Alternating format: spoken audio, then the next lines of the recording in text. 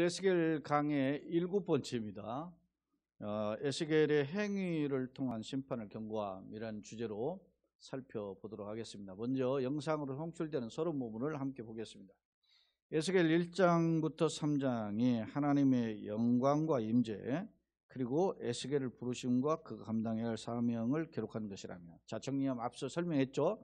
1장에 에스겔이 어떤 신분이었는가, 하나님의 영광, 그를 호위하고 있는 네 생물과 네 바퀴, 그 앞에 쫙 엎드린 에스겔을 보았죠. 그리고 그 에스겔을 하나님이 2장에서 불러요. 선지자로 부르시고, 그리고 이제 3장에서 네가 어떻게 선전에 어떤 일을 해야 되는지 듣지 않으니 전하라고 이야기하죠.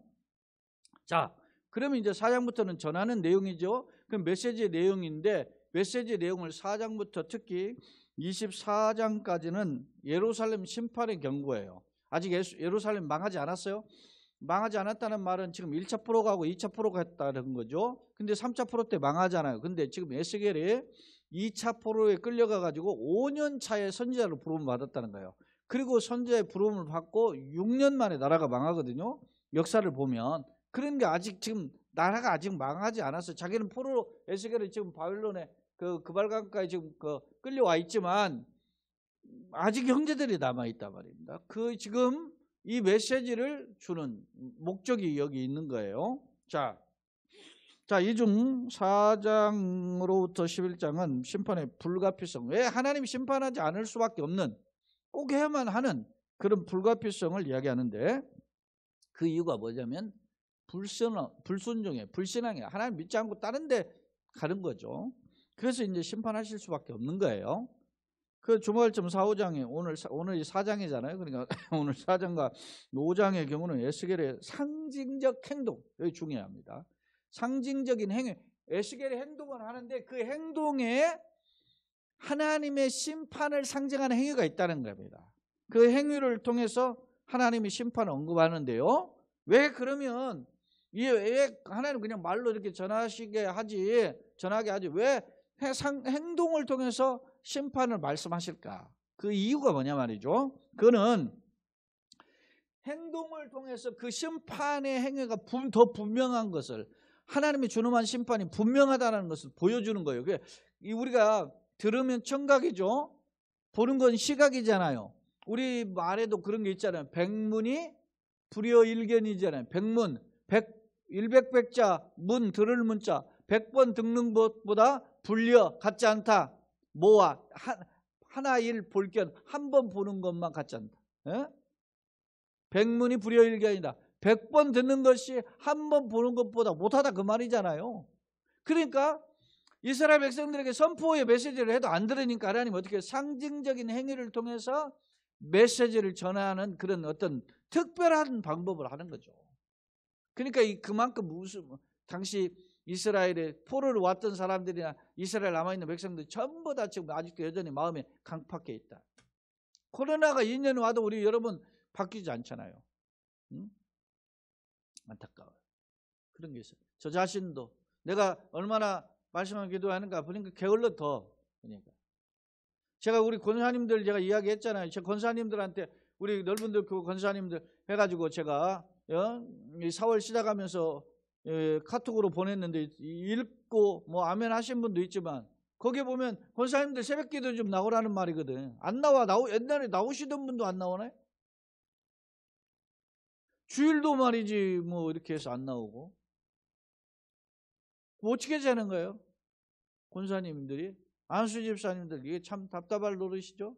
뭐 말할 거 없지. 장로들도 말할 거 없는 상황이니까. 참 안타깝죠. 여러분, 이런 상황에서 하나님께서 상징적 행동을 통해, 에스겔 선지자의 행동을 통해 너 이런 행동을 해라. 그런 행동이 한 3가지가 나와요. 근데 그 행동을 통해 하나님이 이스라엘 심판을 이야기한다는 거예요. 내용 한번 들여다보자는 거죠. 자, 그러면 성경으로 와서 성경 말씀을 한번 살펴보겠습니다. 자, 1절 너 인자야. 인자야라는 표현이 93번 이 에스겔서에 사용됐다는 것을 알 수 있죠. 자, 토판을 가져다. 이 토판이라고 하는 것이 레베나라고 하는 히브리어인데, 제가 이렇게 살펴보니까 이게 뭐냐면은 원래는 이게 벽돌 그런 뜻이 있고, 우리 요즘 말하면 타일, 그런 타일이에요. 그러니까 이렇게 벽돌 한 장 한 장 이렇게 한 그런 벽돌인데 그 벽돌에다가 이제 쇠 막대기죠. 그 이제 철필이라고 하는데 쇠 막대기로 거기다가 이제 그 글씨를 새기는 겁니다. 예? 이게 뭐 깎이 가지고 음각이 되는 거겠죠. 그러니까 그게 지워지지 않죠. 자, 그러면 그러니까 강력하게 잊어버리지 않도록 뭐 하나님 말씀 예레미야 선지자들 보면은 막 가위질을 해가지고 불태워버리잖아요. 하나님의 말씀을 기록한 걸 낭독하니까 가져다가 왕이 가위질에 불태워버리죠. 이거는 불태울 수도 없어요. 더 강력하게 새겨진 말씀이죠.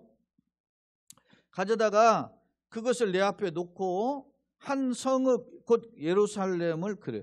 그 토판에다가 그 철필로 쇠막대기로 이렇게 지금 그림을 그리는데 뭘 그리냐면 성읍을 그리라는 거예요. 성읍을. 그 이제 흙으로 된 이게 이제 토판은 흙으로 된 판이니까 넓은 판이니까 이제 흙벽돌이에요. 한마디로. 거기다가 지금 이제 그 쇠 막대기로 철필로 이렇게 지금 예루살렘 성을 그려요. 그리고 그 성읍을 그리되 거기다 어떻게 그리냐면 마치 지금 요즘 지금 한번 그 어떤 사진과 동영상을 보는 것처럼 제가 한번 설명을 들어보세요. 그 성읍을 에워싸. 누가 에워쌌겠어요? 적군이 와서 에워싸겠죠. 적군은 구체적으로 바벨론 군대인데 그 적군이 성읍을 그리고 성읍을 에워싸는 모양을 지금 하요. 근데 성읍을 무너뜨리려고 그러는데 성읍이 예루살렘 성읍이 요새 아닙니까? 높고 성벽도 높고 그 언덕 위에 있지 않습니까? 그러니까 사람들이 어떻게 해요? 그 적군들이 와가지고 사다리를 세우고 그것을 향하여 흙으로 언덕을 쌓고. 사다리를 세운다는 말은 성을 올라가야 되니까 성을 공격하고 무너뜨리려면 성에 올라가야 될 거 아닙니까? 그러니까 막 그 사다리가 긴 게 좀 앞에서만 여러 명 있다가 말이죠.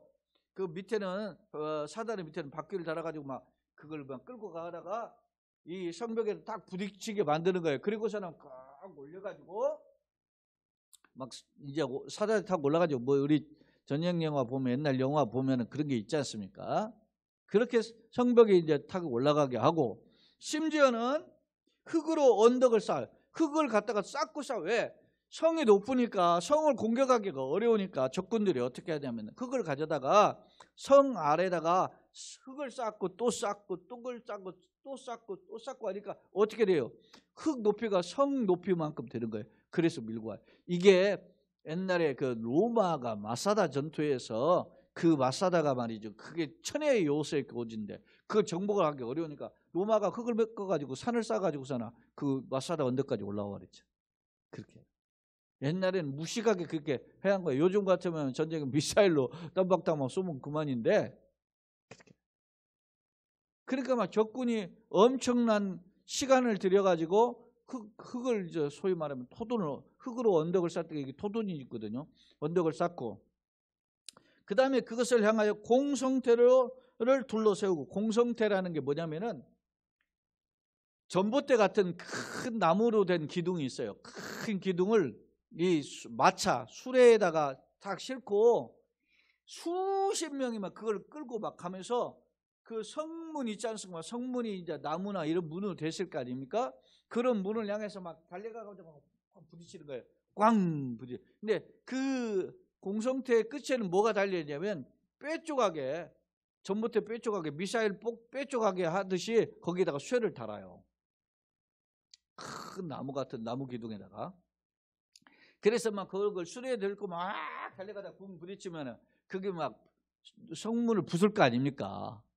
그러면은 거기가 한 번 부수고 이제 데미지가 있으면 또 부수고 해서 무너지게 해서 문을 부숴야 들어갈 거 아닙니까? 이게 공성태예요. 근데 이 공성태 무기가 어떤 경우는 말이죠. 성벽도 무너뜨려요. 네? 성문과 성벽을 무너뜨리는 그 기계가 뭐냐면 그 무기가 이제 공성태거든요.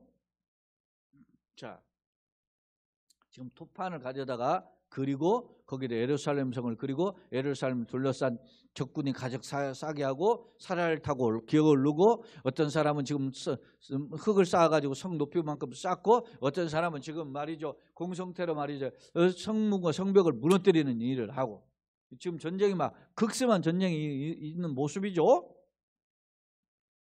또 철판을 가져다가 그 다음에 이제 쇠판을 가져다가 너와 성읍 사이에 두어 철벽을 삼고 이제 벽을 세우는 거예요. 쫄리를 삼고 성을 포위하는 것처럼 다 에워싸라.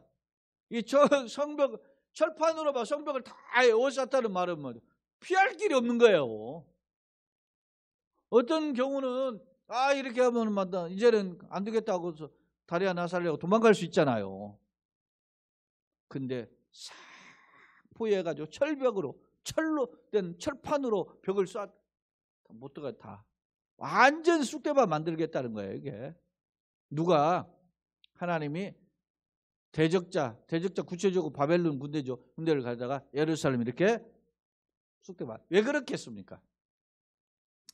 지금 1차 포로하고 2차 포로로 끌려갔는데도 아직도 정신 못 차리고 아직도 예루살렘 안 망해야 하니까 아직도 말이 하나님을 뜻을 모르고 정신 못 차린 채 지금 막 방황하는 거예요. 그러니까 하나님께서 이런 에스겔의 토판에다 철필로 이렇게 성을 그리고 이렇게 하는 장면들을 묘사함을 통해서 이렇게 하나님 심판하실 것이다. 정신 차려라. 이렇게 경고하고 있음을 알 수 있습니다. 이게 첫 번째 상징적 행위예요. 1절로 3절이. 자, 여호사라 이것이 이스라엘 족속에게 뭐가 돼요? 징조가 되리라. 그랬죠. 이게 이스라엘 못 깨달으니까 이게 결국 너희들 이런 심판당할 것이면 보여준다. 실제로 이렇게 망해요. 자, 4절 너는 또 왼쪽으로 누워. 왼쪽으로 눕는다라는 것은 이게 어떤 면에서 보면은 이게 이런 방향성을 따지고 보면 왼쪽으로 눕는다. 그럴 때 방향성은 어떤 옆에는 누우면 북쪽을 이제 이렇게 바라보고 하는 그런 행위인데 이것은 원어적인 면에서 왼쪽은 북쪽이고 오른편은 남쪽을 가리키거든요. 그러니까 왼쪽으로 눕는다는 것은 왼쪽으로 누워서 누구를 바라봐야지. 북쪽에 있는 백성들을 바라보고 이야기해요. 오른쪽을 누우면 남쪽의 백성을 바라보고 말을 하라는 뜻이에요. 이게. 그러면 북쪽의 백성은 누구냐면 북왕국 이스라엘, 남쪽은 남왕국 유다예요. 근데 여러분 이미 이때 북왕국은 이미 망하고 없어진 지 오래예요. 지금. 네? 북왕국이 기원전 722년에 망했는데 지금 이 메시지를 줄 때가 언제입니까? 597년에 2차 포로가 됐거든요. 605년에 1차 포로, 597년에 2차 포로. 그리고 약 5년이 지났으니까 597년에다가 5년을 빼보세요. 그럼 592년이 된 거죠. 592년. 이때니까 592년 하고 722년에서 592년을 빼면 얼마예요? 130년 정도가 지난 거죠. 북왕국이 망한 지 130년이 지났어요. 그런데 이 북왕국이 망했어도 끌려가기도 했지만 그리고 아직도 그 북왕국 땅에 남아있는 그렇게 정신 못 차린 사람들이 있을 거 아닙니까? 나라가 망했어도. 그 백성들을 향해서 이 메시지를 전하는 거예요. 어떤 메시지인지 한번 들여다볼까요? 자, 너는 왼쪽으로 누워 이스라엘 족속의 죄악을 짊어지되 네가 눕는 날수대로 그 죄악을 담당할지라. 네가 눕는 날대로 죄악을 지고 있어라. 그런 말은 내가 누워있는 기간대로 이스라엘 북왕국이 고통을 당하게 된다는 거죠. 근데 그 기간을 학자들의 해석이 몇 가지인데 그중에 이제 대표적인 해석을 제가 가져왔는데 그게 뭐냐면 눕는 날수가 보니까 여기 보면 내가 그들의 범죄한 횟수대로 5절에 네가 날수를 정하였나니 곧 390일이라. 근데 하루를 1년으로 계산하면 390년이에요. 근데 학자들의 해석을 보니까 북왕국의 날수들을 지금까지 계산해 보니까 어떤 거냐면, 제가 이게 북왕국이 남왕국과 북왕국이 갈라진 해가 931년이에요. 어떤 학자는 933년 이렇게 보는데, 931년으로 보면, 그러니까 솔로몬 왕이 죽고 르호보암 2년차 이렇게 갈라지거든요. 그러니까 그게 931년으로 보는데, 그때 갈라져 가지고 이제 언제 북왕국이라는 게 백성들이 회복이 되는 날이 없잖아요. 그렇게 갈라져 가지고 이제 살다가 931년에 갈라지고 722년에 망했으니까 그 갈라지고 한 얼마요? 210년 만에 나라가 망한 거지, 북왕국이. 그리고 지금 이 메시지를 전할 때 또 몇 년이 흘렀어요? 지금 아까 제가 말했잖아요. 한 130년 흘렀다 그랬잖아요. 그 210년에서 130년 더하면은 340년 되죠. 예? 그리고 이 메시지가 주어지고 난지 이스라엘이 바벨론으로 6년 만에 끌려가죠. 끌려갔다가, 그리고 그 끌려간 뒤에 586년에서 538년, 약 50년 만에 나라가 바벨론에서 해방돼요. 근데 왜 바벨론 70년 포로라고 하냐면, 세 번째 망한 날짜부터 해방될 때까지를 그 계산하지 않고 처음 끌려갔을 때부터 계산하면 약 한 70년이 돼요, 횟수로. 응? 우리도 일제 30년 뭐 횟수로 그렇게 하잖아요. 그런 뜻이. 그 기간이 538년까지를 계산해 보니까 그 기간이 약 390년 된다는 거예요. 처음 여로보암이라고 하는 북왕국을 세웠던 10지파를 중심으로 세웠던 왕국이 있잖아요. 그때부터 북왕국이 망하고, 그리고 또 여기 에스겔이 선지자가 있을 때 기간, 그리고 나서 이제 남왕국 망하고, 그리고 약 50년이 흘러가지고 이제 바벨론에서 바사의 고레스 왕이 조서를 내려가지고 회복하게 되잖아요. 돌아가라. 그렇게 돌아오는 때가 기원전 538년인데, 앞선 그 931년하고 538년하고 계산해보니까 약 90년 정도 되더라. 그래서 학자들의 여러 해석이 있는데, 이 390년이라는 해석이 어떻게 나오냐 하는 해석 중에 대표적인 해석을 제가 지금 소개한 거예요. 그 대표적인 해석이 제가 유명한 유클리프라는 주석가의 제 소개인데 그렇게 한 거예요. 자, 그러니까 고난의 날수가 차야 된다는 거예요. 왼편으로서 북쪽을 바라보면서 북왕국을 바라보면서 너네 날이 이렇게, 사실은 이스라엘 백성이 북왕국이요, 나라를 갈라가지고 자기 마음대로 살 때부터 하나님 떠난 거예요. 11명의 왕이 통치하는데 하나도 선한 왕이 없잖아요. 그리고 나라가 망해서 아수르에 끌려가잖아요. 그러니까 아수르가 끌려간 그 나라가 망해버려요. 누구한테 망하죠? 바벨론한테 망하잖아요. 바벨론을 남쪽 유다를 망하게 했잖아요. 남쪽 유다도 그 바벨론에 끌려갔죠. 그 이제 지역이 조금 다른데 그 비슷해요, 다. 아수르 다음의 나라가 바벨론이고, 바벨론 다음 나라가 그 다음에 어떻게 해요? 페르시아란 말이에요. 근데 이게 지금 아수르 끌려간 아수르는 오늘날로 말하면 시리아 북쪽이고, 바벨론은 지금 이라크고, 바사는 지금의 이란이에요. 네? 그렇게 이제 점점 범위가 넓어진데, 어찌됐든 그 페르시아의 초대 황제 때 이제 이스라엘 백성이 돌아오게 되는 것이죠. 자, 한번 그다음 보겠습니다. 그러면 자, 6절, 그 수가 차거든 너는 오른쪽으로 누우라. 예? 이제 나 북왕국을 향해서 했다면 이제 남왕국을 향해서 이제 메시지를 전한 거죠. 오른쪽에 누워, 여기 보면 유다 족속이라 그랬잖아요. 유다 족속의 죄악을 네가 담당하라. 그러면서 내가 네게 40일로 정하였나니 하루가 1년이래. 보세요. 아까 날짜의 개념, 하루에 이렇게 1년 계산하는 거예요.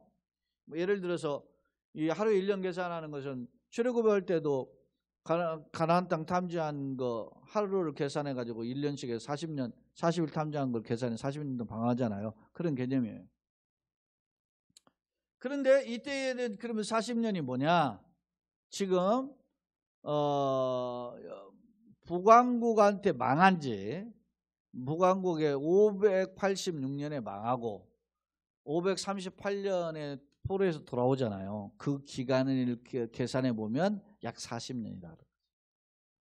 처음 끌려간 때부터 이렇게 따지고 하면 이제 좀 뭐 70년 기간인데 40년이 좀 더 긴 약 50년 기간인데 그렇게 해석을 해요.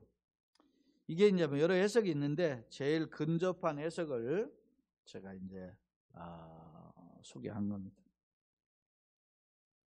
자, 그러면서 이제 7절, 8절 이게 이제 두 번째 상징이에요.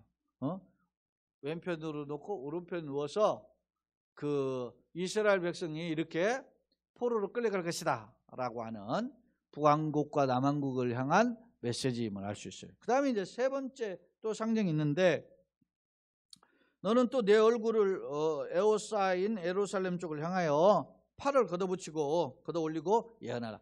팔을 걷어붙이고 막 우리가 막 싸움할 때 팔 걷어붙이고 하죠. 막 굉장히 뭐 설거지할 때 팔 걷어붙이고 하듯이 뭐 굉장히 뭐 뭔가 힘을 내려고 뭔가 해보려고 준비하려고 팔 걷어붙이잖아요. 그런 어떤 적극적인 모습으로 예언하라 그런 뜻이에요. 그러면 그 예언을 할 때 뭐라고 하느냐?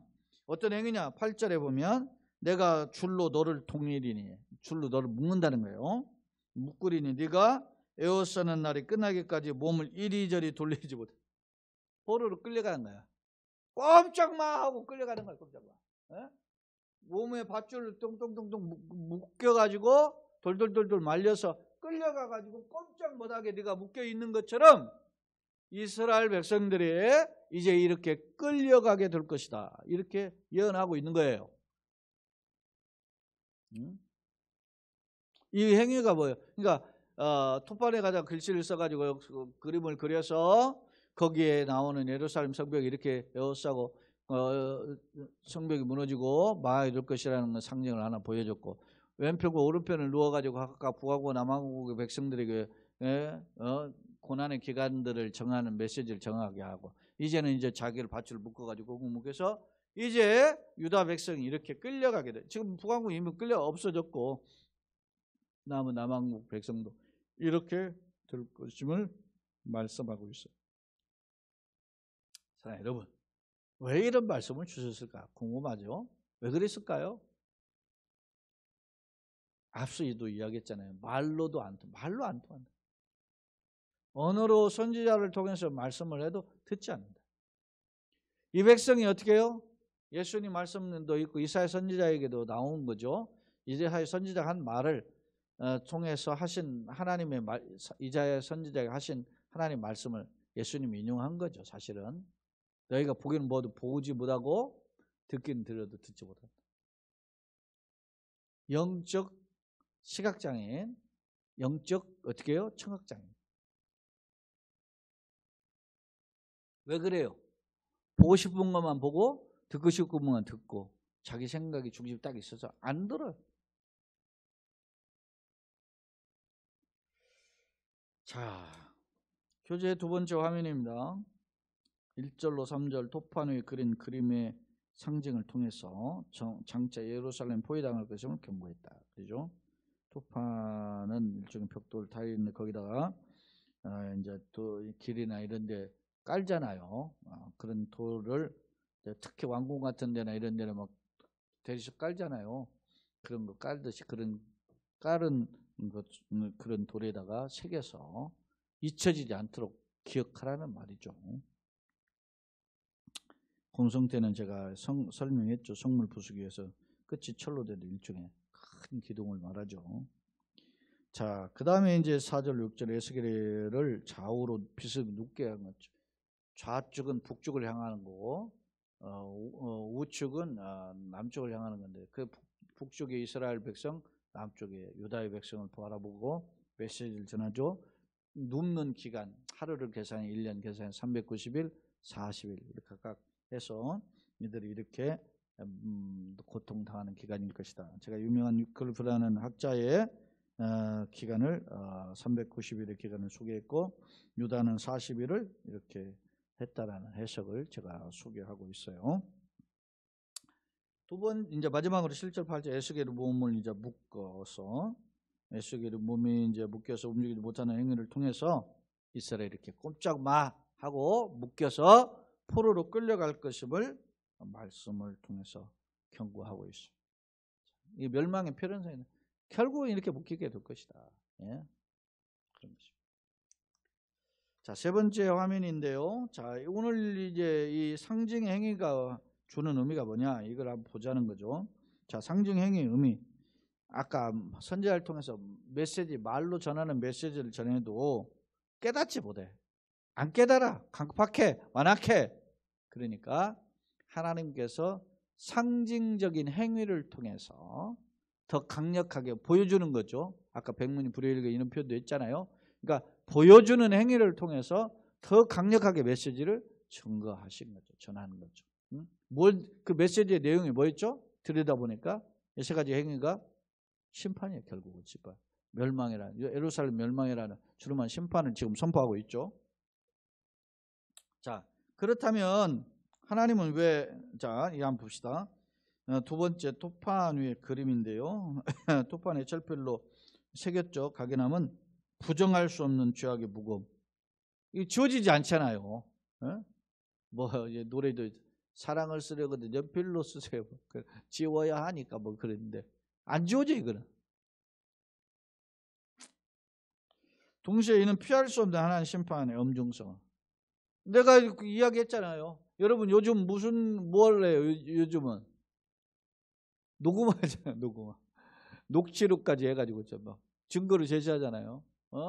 누가 뭐 욕을 했다, 형수 욕했다 해가지고 막 그 욕 나오잖아요. 어떤 사람은 대장동 뭐 그거 해가지고 저 녹음을 해가지고서나 막 다 해가지고 또 녹취록 공개하지 않습니까? 녹음하는 거. 녹음과 같은 거 이게 피할 수 없는 거야 이게 증거가.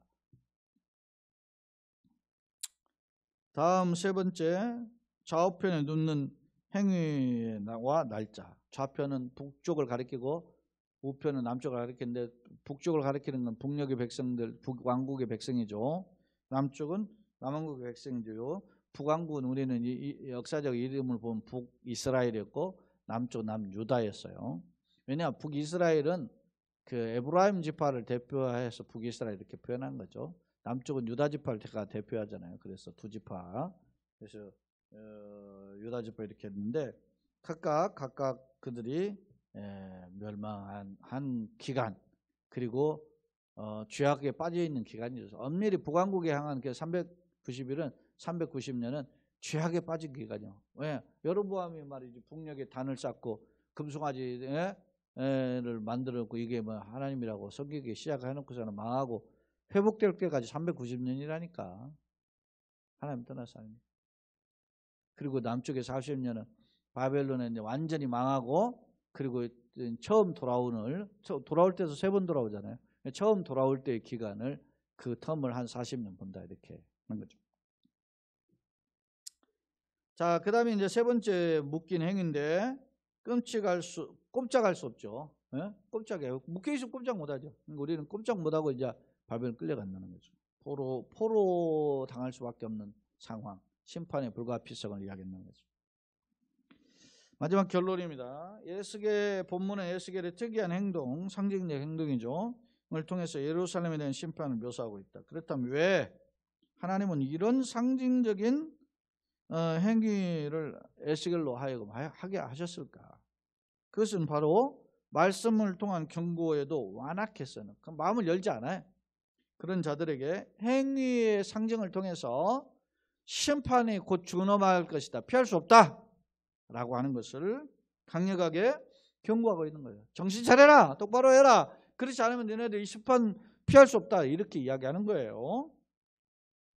주목할 점은 선지자의 행위는 적군이 예루살렘을 에워싸고 공격하는 장면은 물론 포로의 기간까지 이야기하잖아요. 그렇게 이야기하지만 그럼에도 불구하고 백성들 어떻게 해요? 목전에 이르는 하나님 멸망의 경고를 어떻게 해요? 듣지도 않고 깨닫지도 못하는. 듣지 않으니까 어떻게 깨달아요? 자, 로마서 8장에서 보면 하나님께서 우리를 사랑하셔서 복음을 주셨던 거예요. 그 뜻대로 부르심을 입는 자의 합력의 손을 이루는 길을 열어놓으셨어요. 근데 어떻게 해요? 전하는 자가 없이 어찌 들으리요 그랬죠? 그죠? 노말서를. 그 다음에 10장에 가면 그러니까 전파하는 이가 어찌 들으리요 그랬죠. 그러니까 말씀은 들음에서 나고 믿음은 들음으로 말미암는다 그러죠. 믿음은 들음으로 말미암고 그 들음은 뭐예요? 그리스도의 말씀에 근거하는 거니까. 그러니까 우리가 말씀을 자꾸 들어야 되거든요. 근데 귀를 닫아요? 마음의 문을 닫는다는 거죠. 듣잖아요. 예배당 교회 와도요 안 듣는 사람이 있어요. 또 정신 못 차리고 영상 예배 켜놓고 딴짓하지는 않았습니까? 바쁘다고 아유 뭐 가스 켜놨네 하고 막 하고. 그러니까 예배를 드리려면 전부 다 하고 와야 돼. 화장실도 다녀오고 뭐 또 전화기도 수화기도 내려놓고 핸드폰도 진동으로 바꿔놓고 딱 예배를 드릴 자세를 갖고 와야 돼요. 와 다 하다가 무슨 뭐 텔레비 켜놓고서는 텔레비 보면서 또 뭐 영상 이거 보는지 않느냐 말이야. 그러면 무슨 하나님께 영광을 돌려요. 당시 이렇게 선지자를 통해서 말씀을 주셨고 상징적 행위를 통해서 깨닫게 하지만 마음 문을 닫고 안 들어요. 그런 자들에게는 하나님께서 어떻게 해요?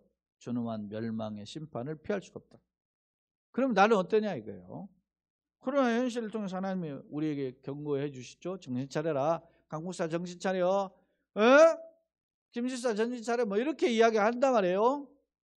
그런데 우리가 그걸 깨닫지 못하고 뭐 남도 그러는데도 뭐 그렇게 하진 않는가. 헛된 것을 내려놓고 생명의 약속에 순종해서 하나님 은혜로 회복되고 치료되고 회복되고 길이 열리는 그런 은혜가 있기를 예수님으로 축원합니다. 아멘. 특히 뭐 제가 지금 코로나 한 지가 벌써 2달이 가까이 되는데 이게 마른 기침이